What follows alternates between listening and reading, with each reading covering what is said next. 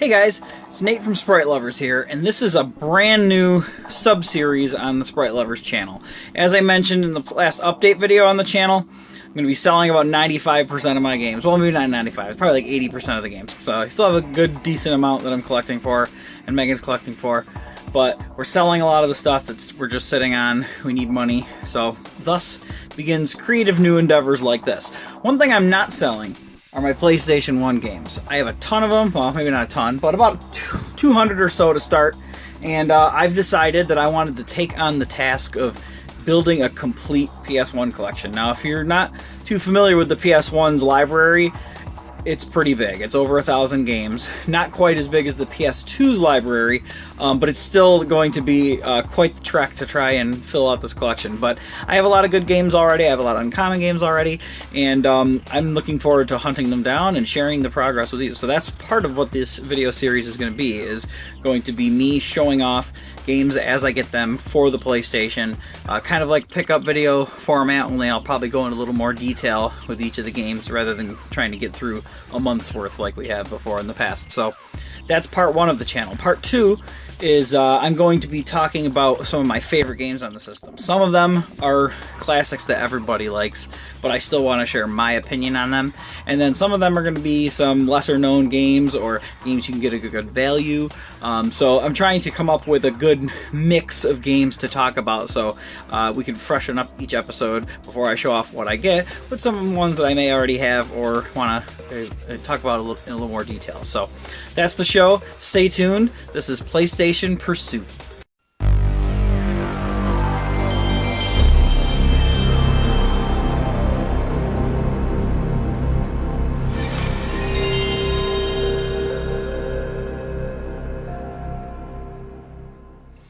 Alright guys, well in this first episode of PlayStation Pursuit, I want to show some games that I got when I went on a road trip with a good buddy of mine named Kurt. He was going out of town, and he said he was going to stop at a couple places to get some games, and even though I wasn't really looking to spend too much money, because, you know, as you know, I'm selling a lot of games, I still was like, well, you know, maybe I'll find some stuff. Plus I was selling him a few things, so I had a little extra cash on me, and thought, if I find something, then that'll be good. But the first thing I wanted to show off is actually a game that he gave me, because he had an extra copy, and it's an uncommon, you know, not mind-blowing game for the system, but I didn't have it, and now I have this going towards the grand total of PlayStation games here, and it is called Rescue Copter. So, complete. Pretty good shape. One thing I like about PS1 games is that you can change out the cases too if they crack and stuff, because all you need is a CD that has a clear side here like this. So, because the other ones, or, you know, other CDs sometimes have solid fill right there. But so that was cool. Thank you, Kurt, for that, and was really happy to find that. And then the only game that I really actually spend really much money on, which wasn't a lot, it was under the value, is one of my most wanted, actually. So I was very, very happy to finally get this. I found it without a manual a couple times. I found it a couple times when I was with other people. One of the times my nephew Cameron was with me, and he didn't have it yet, and he collects this publisher's game, so I totally was going to let him have that. I didn't want to steal his thunder. But the game in question is Raystorm, and it is a shoot 'em up actually, and it's cool because there's a game for Saturn called Galactic Attack. It was actually called Layer Section in Japan, maybe Europe too. And this is in the same series of that. You can tell by the ship design, it looks exactly the same. And that one was 2D sprite based, and really it was still awesome. But this one was one of the first polygonal ones, and I have a lot of childhood memories of playing this. It's very high resolution. I mean, it's one of those PlayStation 1 games that is so crisp it almost flickers because of how good it looks. And it's just got all these great colors, awesome music, and this series has a cool element. Almost like Panzer Dragoon, where you can shoot regular bullets, but then you can also hold the button down and sweep over enemies and do lock-on attacks. So very awesome, love it. One of my favorite games, glad to have it. So, and I found Raystorm at a store that I've been to before called Replay Games, and I believe it's in New Hartford, New York. And I've had hit or miss experiences there, but lately I've had more hits than misses. Past couple times I've come away with some games. Last time it was some Wii games that were uncommon that I was looking for, and I got a really good deal. Megan did actually on a NES version of Final Fantasy, really cheap, and in great shape. So that's where I got Raystorm. But we moved on to a couple other places nearby, and I'll show you what we got. So we went to a pawn store, and they had most of their like PS3 and 360 games in a glass case. So I was looking down at those, and then I looked over at the wall, and my friend was going over to look at some original Xbox games that were stacked just like this up against the wall, and right next to it was a stack of PS1 games. So I dove right in, and gold mine. They were $2 a piece, so just amazing what I found. So I got this because it's an alternate variation off of a game I already have. If you look behind me, I have the original Tekken for PlayStation, one of the launch titles, I believe, and this is the long box version, and they had the small jewel case version. So same game, but I want to make sure I get variations if there are some for some of the games for the PS1. So very happy to find that. So that was one. And then keeping in the fighting game fashion, I actually was very happy to find this because I have a greatest hits incomplete version of it, and that is Soul Blade, which is the first game in the series that would eventually become Soul Calibur. And the PS1 version is a very good port of the arcade game, and it's a weapon-based fighter if you've never played these games in the series. And I was really happy to get a Black Label version. It's got a little bit of water damage on the back, so I think it was on a surface that got wet, maybe a spilled drink or something like that, because the rest of it's good, the disc is good, the manual's good, but just the back art, it seems like it was probably set down. And I was really happy because, like I said, I had this version of it, which is the greatest hits version, and it's in good shape, but missing the manual, so I really wanted to get one anyway. And I'm going to be collecting the greatest hits games as well as the regular version, so I would like to get the manual for this to have both versions. But one thing I thought was kind of funny is if you look at the back of the Black Label, which is the original one that came out before the greatest hits, obviously, it says, "If you thought Tekken 2 was tough, take a stab at this." And then the greatest hits, which came out later, updated it to say, "If you thought Tekken 3 was tough." So they're really challenging you. Hey, if you think those Tekken games are tough, why don't you try this on for size? So again, $2, very awesome. The next game is supposed to be one of the worst games on the PlayStation, but it's based on a movie that Megan and I really like, and I still wanted to get it because I'm going for that complete collection. So, and that is the Fifth Element, and it's in really good shape. It's got all the manual and the disc and everything, so really cool to get that one for $2. Can't really complain. $2 and under for any game. I'll really get, even sports games. Although if I just see sports games, sometimes I'm so broke that I won't get them. But $2 isn't bad. This game I always wanted to play. I think it's a fighter or a 8-person brawler or something. I've read about this before. It has multiplayer. It has a cool anime style, and I remember seeing ads for it back in the day in all the old video game magazines. So a lot of those games are ones I have nostalgia for, even though I never played, because I saw those ads, saw reviews, and so I have them ingrained in my mind and I want to get them. So that is Evil Zone. And it's in pretty good shape. The case needs to be replaced because the thing's fallen off, but it's got really cool art. But one thing I noticed is it doesn't seem to be missing art. It just has a different variation of art. Let me take the disc out real quick. It's all black in the background, including the side, which normally, if you look at PS1 games, has that textured look. And it's not on this one, and I don't think it's missing anything, because that means there would be art on top of this art, because obviously that's the real back art that came with it. So I don't know, but it was interesting to find that one because I've been looking for it. So then another one, again $2. This one I had back in the day, and then I got a Dreamcast, and I got the Dreamcast version, and I think I just got rid of the PS1 version. But the PS1 version is the most classic. I played this series on the PS1 from its inception, and I have the first one, so now I have the second one as well, and that is Tony Hawk's Pro Skater 2. Lights Out, Guerrilla Radio, Worlds Collide, all those classic new metal and 90s rock, although I do like Rage Against the Machine still, but some of the songs on here I probably don't like anymore, but still, classic soundtrack, classic game, love the gameplay on these, and they just fit so well on the PS1 controller, so glad to get that now in the collection for $2. Then these two were like extreme value for $2. The first one is Capcom versus SNK Pro, an awesome 2D fighter with Capcom and SNK fighters duking it out. Fantastic shape. I actually changed the case out so now it's even better shape, but the manual was crisp and the disc was great. So very happy to get that. I'm looking forward to playing these, and I'm looking forward to playing a lot of the 2D fighters because I know they weren't as fast as the Saturn ports or the arcade versions. And, you know, that's obviously something you want is speed in the fighters, but I want to give them a shot and compare on my own playtime. So very, very, very happy to find that one. So, and I believe this is the game, the Dreamcast version of this that Scott, my good buddy Grimsy42, beat Oleg in at Forgotten Freshness last time I was there. But that's just a side note I thought I'd make. And then this was the crown jewel of the find. All those, I mean, I was very, very happy to find those for $2 a piece. But this one is just, I couldn't believe that I saw it there. I've been looking for it. It's hard to find. It's probably like a $50 game, and that is Intelligent Cube. And I played this on a demo disc back in the day, and it was really cool. It's very scary because you're just a little guy on this platform with a dark abyss underneath them, and these blocks slowly come towards you. And it's a puzzle game, and that you have to do certain things to get through the blocks or make blocks disappear.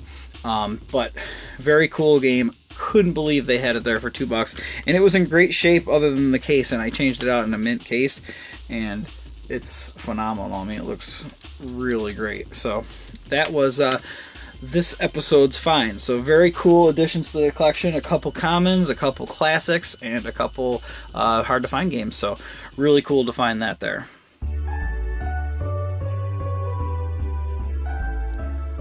So the first game I want to talk about is Back and Forth becomes my favorite game on the system.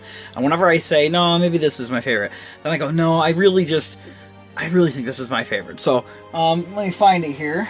It's a classic. Many people have played it, and PS1 isn't the only place to play it. It just happened to be the first place that it came out, and that is Castlevania Symphony of the Night. This is probably my favorite PS1 game of all time. Now, I love Super Metroid, and I love that they took the Metroid formula and put it into the Castlevania style in this game. So for those of you who have not played this before, if you played another Castlevania that's more level-based, you go stage by stage fighting the enemies, it's not really like that. It actually takes more from the Metroid series in that there's a huge castle for you to explore. And much like in Metroid or even like Legend of Zelda games, there will be points where you'll explore and you'll get to a stopping point and you'll go, okay, how am I going to get past this? And you either need an item or an ability or something in the story to happen to unlock that. So there's a little backtracking and everything, but what makes it fresh and more interesting to play, in my opinion, is they added some RPG elements. So you can, as you're fighting enemies and backtracking through rooms, some of the same guys you might have fought before will drop loot just like in an RPG, and so you can get armor and weapon upgrades and tons of cool stuff like that. Plus there's experience points, so you're leveling up as you go. So you're getting stronger, you're getting cool items to use and armor to wear, and it has a couple other neat things I thought about the game. One is that similar to an RPG, you can equip in one thing in each hand, so you can have a shield and a sword, or you can have a sword and another actual weapon, so you can kind of hit back and forth between the two attack buttons, which is really neat. I thought they let you do that. And a lot of times when I'm playing, I really focus on the one weapon I'm using, but I really like that they added that extra layer of strategy. Another cool thing about the game is that there are transformations that you can have, so you can become different creatures like a wolf, a mist form, and a bat, and those are super helpful for getting through the game. Some of them more so than others, and there's even enhancements beyond just those transformations that you can get later in the game. Really cool. I love the music in this game. That is probably the best thing about the game. It's just, what a pumping soundtrack. It's got this cool mix of like gothic, very fitting music for a Castlevania game with Dracula and all these other classic monsters that are kind of reimagined in this game's style, although a lot of the artwork is borrowed from Dracula X that came out on the PC Engine and later on the Super Nintendo, but that's a lesser port. But so the enemy designs are really creative, and as you're fighting these guys and there's that gothic sounding music, there's also some really hard rock stuff in there, and it really fits for this game. I don't know if it was when I played it, it just felt like the game moved at such a brisk pace. Now when I play it, I'm like, okay, he moves a little slower than I remembered, but it still controls like a dream, and that soundtrack behind everything just really gets you pumping, and I love the game so much. So that's the first game I wanted to talk about, just because it is a classic. Time and time again, I think about it as, you know, that's my favorite game for the system, because it was the perfect time when I played it, so part of it's nostalgia, part of it is what I really appreciate what it did for the franchise of Castlevania, and no Metroidvania style Castlevania has topped that one in my opinion. There's been ones that have come close and ones that have done certain things better, but the perfect mix of everything. And another little thing about the game that I love is the cheesy voice acting. It was in that era of early PlayStation, even Saturn, even PC games, where the budgets weren't paying for really talented actors and actresses, so the voice acting is kind of over the top, but I love it. So the dialogue is really cool, and even though it's a little over the top, it works so well with the voice acting. And that was one thing that I actually was disappointed in one of the ports of Symphony of the Night on the PSP, is they redid the voices, so they're technically better, but in my opinion they were not as memorable, and just some of the lines in that are so iconic now to video gaming history, and I don't know if they would be if they didn't stick in our minds because of the way they were performed in the game. So excellent game. If you haven't played it before, I urge you to try it, and even if you don't play it on the PS1, there's so many other ways to play it. Find a copy on Xbox Live, which now works on Xbox One. It's backwards compatible. And then PSP, like I mentioned earlier. And there's even a Saturn version that's import only, but has some extra stuff. So check it out. Great game. So continuing with some of my favorite PlayStation 1 games, I'm keeping with the classics in this episode. I'm not going to really break from games you might not have heard of or played, but I can't think of the PlayStation 1 without the original Metal Gear Solid. This changed everything for me. The way of playing games. I mean, I have never really played... I owned the original NES Metal Gear. Didn't play too much of it because of its difficulty, and I didn't appreciate its stealth ideas. But of course, the NES version isn't as good as the Japanese versions for the MSX that we didn't get to play over here until they were later on ported on one of the later Metal Gears had it included, and then there's the Metal Gear Solid Legacy Collection, which has those too. So I still haven't sat down and played those, and I'm sure I'll appreciate what they did for the time. But when I played this game, the very first time I played it was actually on a demo disc, and it was one of the most memorable demos too, because I first played it, and like many other people, I didn't like it. It was too hard. I got caught in 2 seconds just in that very first room trying to get to the elevator. It was really difficult. But then you start to learn, wait a minute, okay, I can't play this like I play other games. Let me sneak. Let me go over here. Oh, I can go under here. And then you just, even in that first room, it's one of the most iconic rooms in a game. There's little details you'll catch. Oh, I can go back in the water. Oh, I can crawl under this thing. Oh my gosh, if I step in the puddles, it'll leave some footprints. Oh, there's rats up here. I can shoot the rats. Wow. Like, there's just so many cool things you can do in just that first room. So once I got used to the way the game plays, getting past that first room in the demo, and I played through the next couple scenes, I was hooked. The game was phenomenal. And I'm sure some people who've never played it, maybe playing it now, won't appreciate the voice acting and the story, because it is a little over the top, or very over the top, but it's part of the style and what makes it so cool. And at the time, it was just unlike anything else. This game was just so unbelievable.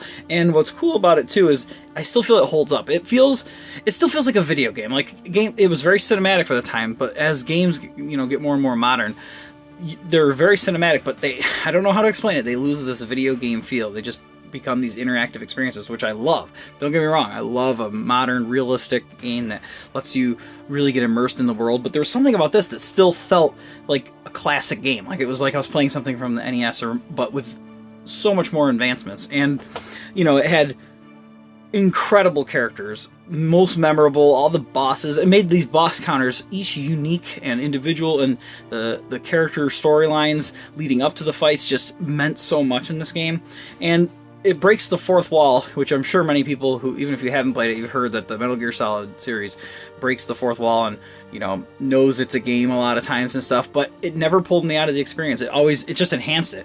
And I remember reading I think it was the PlayStation magazine, official one back in the day, had or maybe it was Electronic Gaming Monthly, I can't remember, but they had a nice couple page long spread about their enhanced demo that was past the one that I played, and it was so influential at the time. Like the way it used the dual shock controller while a character in the game is having what seems to be a heart attack, and the pumping of the vibration on the controller at the same time as his heartbeat sound is going on, and then the music building the intensity.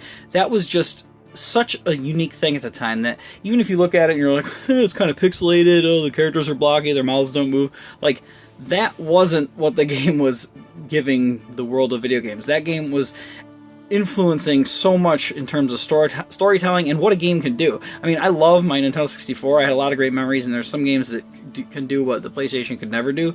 But at the same time, there were no games on the N64 that had themes, really. I mean, they had like Zelda and stuff, but I played Metal Gear Solid, and there's like political intrigue and, you know, twists and backstabbing and, you know, commentary on social and political things in our world and history. I mean, there's just nothing like that in games at the time. And when I played this, or at least in console games, maybe PC games explored some of these themes a little earlier, but for me, I was in high school.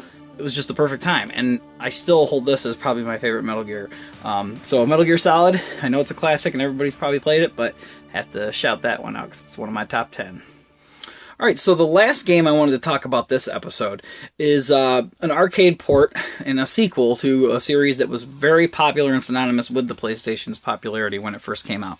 And for me, I had the first and second game early on. Really liked them, but I was kind of a Virtua Fighter guy when it came to fighting games, or stuff that kind of broke the mold and wasn't like a traditional fighter. I mean, I love Street Fighter 2 and all that, but you know, I was always playing the ones that were different. I really loved Last Bronx on the Saturn and stuff, but when it came to this game, it just changed everything for me, and that is, if I can find it, oh, it's down here. There it is. Alright, and that game is Tekken 3. So, popular series, probably a lot of people have played this or played another game in the series. I know there's some people who don't like the Tekken series, and I can see why, but I want to talk about this game in particular. For one, this was one of those games that, this and then for the Dreamcast Soul Calibur, that just were better than the arcade experience. This game, if you get down to the nitty-gritty, has some graphical things worse than the arcade hardware, but you really can't tell. At the time, with the lighting and the animations, they were mind-blowing. And the previous Tekken was even more blocky looking with the polygons. They were a little more flat-shaded, even though there were some textures. So there was just, you know, if a character had textured face or arm, there would be the shaded blocks that cast shadows on them pretty harshly. So it went from this really Virtua Fighter, but with more texture-looking game, to this, which was just unbelievable at the time. And great soundtrack, amazing soundtrack. You know what? I forgot to mention the soundtrack, I believe, when I talked about Metal Gear. That was one of my favorite soundtracks of all time, too. Sorry, going back. But then with Tekken, it had so many characters, and at the time this came out, like, as I was unlocking characters, and each character had an ending. Sometimes they were serious, sometimes they were over the top and weird, sometimes they were really funny and supposed to be silly. I mean, it was really awesome just at the time playing this and going, wow, like, you know, this is challenging what I expect a fighting game to do. And then there was all these other features too. There's a Streets of Rage-esque brawler mode called Tekken Force, I believe it was called. There's a volleyball game that actually is kind of fun, where you like hit the volleyball with more powerful moves to give it more of a charge going at the other person's side. And great multiplayer, of course, like any good fighting game. But I really love the moves, I love the grabs, and this game over other ones added like just my favorite characters. I know there's been some other characters in later Tekkens that were really good, and of course some of the classic characters from the other ones that are in this are great, but just when I played this, and like, you know, Eddie Gordo doing his capoeira style, like, it was, you know, if you don't know what that is, you just gotta look up that character, Eddie Gordo. He does really cool moves, and at the time it was like really cool, and kind of, I think there was like a trend towards that style of fighting at the time, so it kind of was popularized further by being in this. But unbelievable what this shows, what the PS1 hardware can do. I mean, it looks so sharp. It's very high resolution, and the backgrounds look beautiful. And even just, it's like one of those games I can just leave running, and it does the intro cinematic, and then it goes to the title screen, and then it'll have like a little track mode showing the guys practicing their moves, just like in the arcade. And it's just astounded me, and it still does. I think it's just one of the best games for the PlayStation. And you know, even though it's a timeless classic, a lot of people have played, I had to shout this one out as well. So this is my third and final game I wanted to talk about from the collection in this episode. I love it. If you haven't played it and you want to play it, get it. It's awesome.